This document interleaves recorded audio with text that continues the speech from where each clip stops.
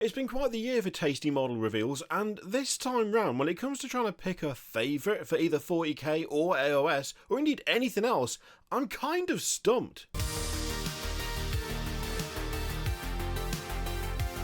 Before we get into it, this video is sponsored by Serious Lights. We'll be hearing a little more from them a little bit later on. Yes, as is traditional at the end of the year, I've been trying to work out what my favourite reveal of the year has been, and I've had a real tough time just narrowing it down to like 8 things, and this is only looking at 40k and AOS. We're going to talk about the other games in a different video, because frankly, I just don't even know where to start with what Games Workshop have done this year. I mean, we've had a bunch of new Tyranid stuff. A lot of it is class. We've had some reimaginings of stuff that I absolutely love in the form of the new Space Marine Terminators, for instance, which I was genuinely tempted to pick those as like the thing I like the most, but then I was like, I can't do that. I can't do that. I can't just be like, you know what? I'm going to pick the thing that already existed, that just got updated to be slightly bigger. I can't do that. That's not on. That's not a thing we can go for. What I have managed to do is basically narrow it down to there being 4 from each, and I suppose we're just going to try and pick one. Just randomly pick one. One for 40k, one for AOS. That's what we're going to do. I can't decide between both. That's completely impossible. So we're just going to go through that, and once we've taken a look at these 8 incredibly tasty miniatures, you will have to let me know what your favourite model of the year is in the comments down below, because that's how this works. You say stuff, I read it, just like you listen to this absolute drivel for some reason. Let's have a look at what I've managed to come to terms with for the AOS side of things. These are in no particular order, by the way. This is just the tabs that are open right now, and the order that is the order we're going to look at them. I kind of forgot about Eternus. I genuinely forgot that he was a thing. But the thing is, it's still a great model. He looks like an evil twisted Stormcast, which I absolutely love. His demonic freak horse, with its, does it have claws at the back and the front? I think so. But they also kind of look a little bit hoof-like there as well. With the crazy tail, the crazy scorpion stinger tail. This is a really, really cool, like, heavy metal miniature. It's very over the top. Got, like, skulls carved into the shoulder pads. There's all sorts of just extremely chaosified imagery going on. But that's what makes it so good. All the dangling chains, the skulls, the chainmail on the horse, lion, goat, dog, whatever the hell, whatever that is. I just really like the overall attitude of this. It looks fantastic. I also really like his glaive. The glaive is absolutely class. First class glaive usage there. And the banners sticking out the back of the armour make him look really kind of... I don't know, he stands out a lot. He really stands out as being something kind of his own, you know? He fits in perfectly within the rest of Chaos, obviously, but I don't know, there's just something very individual about him, even while he carries all the hallmarks of your traditional Chaos model, including, by the way, 3 spikes sticking out of his chest, which I don't know if I noticed before. The one sticking out of the helmet, yes. The one sticking out the shoulder pad, obviously, and the banners too. But the 3 spikes, like unicorn-style horns sticking out of his breastplate, I don't know that I picked up on that first time round. Very over the top, very silly. I absolutely love it. The thing is, I reckon one of the reasons I kind of forgot about Eternus, if I'm totally honest, is that he's not the best cavalry model that's been shown off for AOS. Like, he just isn't. It would be cool if he was, but he's not. Because the model that has absolutely kind of dominated my recollection of cool stuff shown off this year when it comes to AOS, I mean, it's the Harbinger of Decay. Because I think this might be one of the best sculpts they've ever done. Like, Eternus looks cool. Eternus is a cool cavalry character, but when it comes to just a guy on some form of horse, this is actually perfect for me. Like, genuinely, there's nothing I would change, there's nothing I would do to it, there's absolutely nothing about it that I don't like. I mean, even things that, like, might not be 100% to my preference, like 100%, like the helmet, it doesn't matter, because he has options. And the perfect helmet is in the kit. The helmet with like the multiple holes in the front grille, with the antlers coming out the side. That to me is absolutely perfect in every single way. Like, that version of that model, with that scythe, with that helmet, you can't get better than that, I don't think. Or at least, for quite a while, I was convinced that this is, hands down, one of the best... Well, no, it is one of the best, but, like, the best thing they've done for ages. But the thing is that whilst it does have that kind of air of, like, a classic about it, it's not as crazy as Age of Sigmar can be. And not every model needs to be crazy, right? I'm not suggesting that every single AOS model needs to just be more mad than the last one. I don't think that would lead to good models. That would just lead to absolute absurdity and, like, eyesore status miniatures, which I don't want that. But I have to admit that I have come to not quite rely on AOS for providing a bit of mad along with my much-loved fantasy. But it's nice to see when people, like, just kind of let loose and go a bit crazy, which this doesn't do, but it doesn't need to, right? It doesn't need to. It doesn't need to be over the top and absolutely ridiculous. That's not what this miniature is for, and it is absolutely perfect the way it is. But when it comes to things being a bit mad and a bit over the top and kind of introducing that level of just kind of silliness into the fantasy side of things, I mean, we have Talia Vedra, Lioness of the Parch, and what a silly model. I can't get enough. I love it so much. The giant wooden throne, like, the size of the throne is absurd. That's got to affect how well that thing flies, and yet I don't care how it affects it, because look at it. Oh god, the posing is absolutely fantastic on this as well. I love the way it's, like, I'm not always a fan of things being built into the scenery on a base, but this, whilst it is built into the scenery, kind of, in fact, we need to take a look at the sprues and see just how like balanced on or kind of melted into it is. That's something that the posing isn't too like difficult to change what it's standing on at the very least.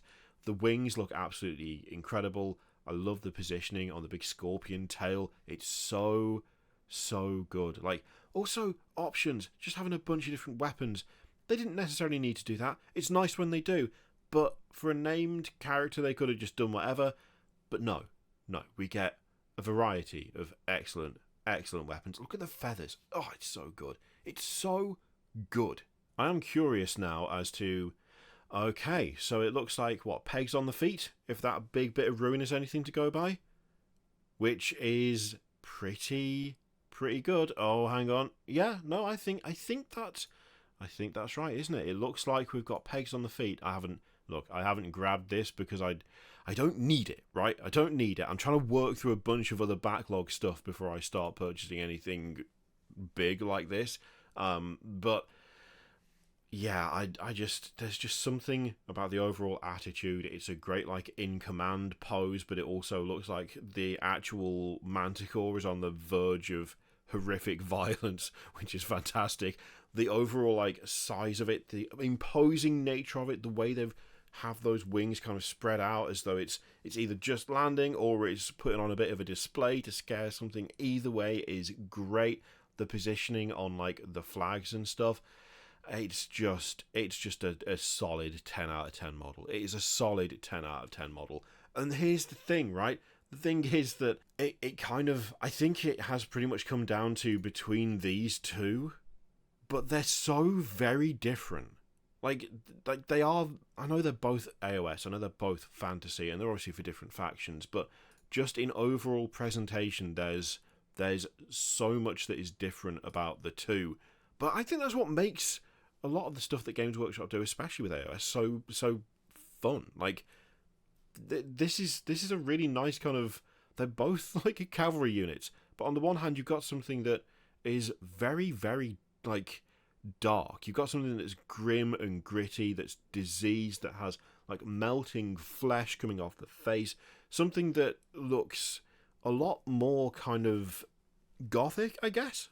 But then there's also space for this, which is a mad woman in armour riding a big manticore thing with a throne attached to the saddle, because of course you've got to have a throne attached to the saddle. Like, there's such a different attitude about both, but they're both threatening and they both fit somehow. Feels like they shouldn't, but they kind of do. I have to admit, there is like an honourable mention here, which I immediately decided it wouldn't be this when I looked at the Harbinger of Decay, at least.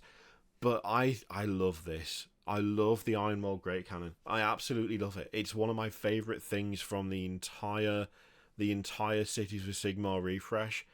It's just so good. A little diorama of a model where you've got things in action, you've got a couple of characters on there. Just the fact that he's having a bit of a swig whilst they're clearly mid-fight is fantastic. I don't know, it feels like there's a little story going on the base, and I can't get enough of stuff like that.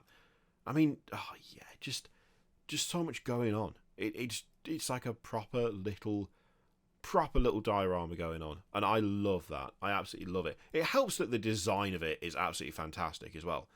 That kind of big wooden shield at the front. In fact, you've got the kind of little loading arm sticking out at the top of it. The cog with like the ratchets for deciding the angle of fire going on. That is all so good. Even things like having those massive thick ropes that are attached to pitons that have been hammered into the ground.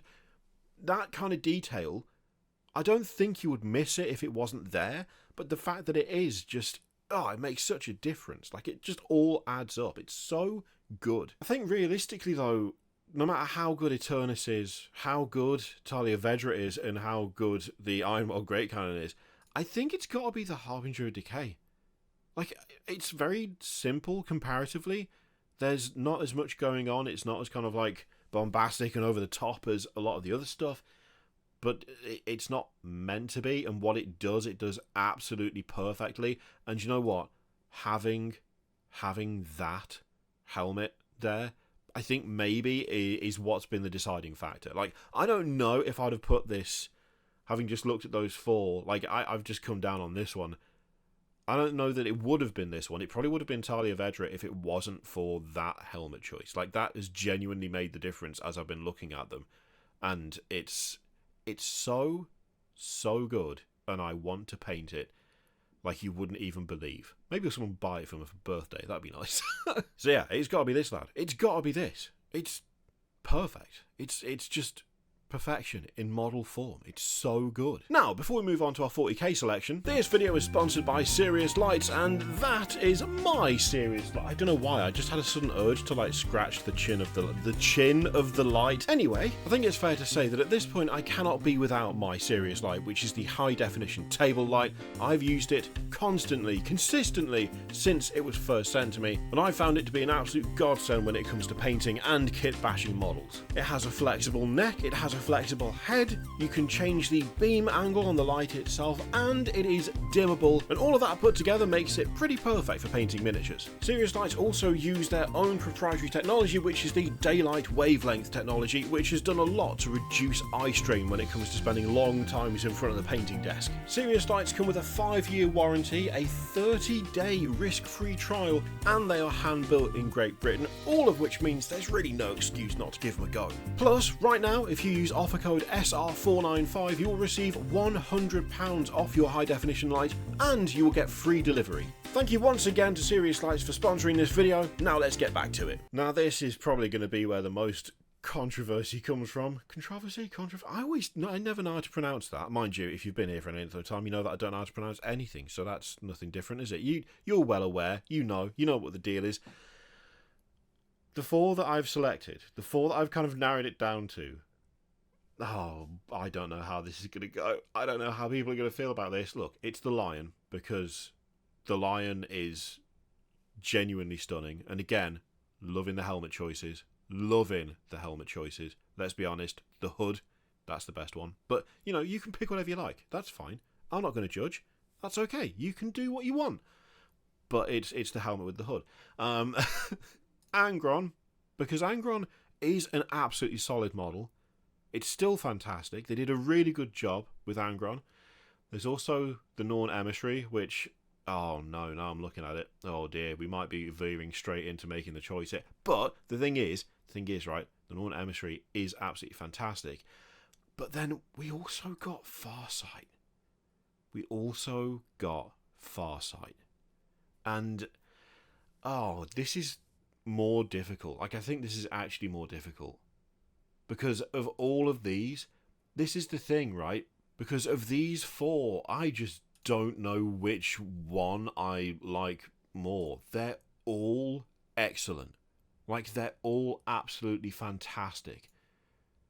They've done such a good job on every single one of these, which is, I mean, let's be fair, the vast majority of sculpts that Games Workshop makes these days look really good. It's not like they just come out with absolute stinkers over and over again, and then rarely you get something nice. Generally speaking, you know, their track record in terms of what looks decent and what doesn't, I would say more often than not, they look pretty damn decent. But there is just something about these four that have just stayed. They've just stayed in my head, and I just cannot decide which one I like more. But it's such a cop-out to have a four-way tie. I mean, the lion looks amazing because the posing is absolutely on point. The overall, like, style of the armor is fantastic. The fact that you've got multiple head options is great, and, like, just the helmet with the hood over it. I mean, it just makes me think of various armors.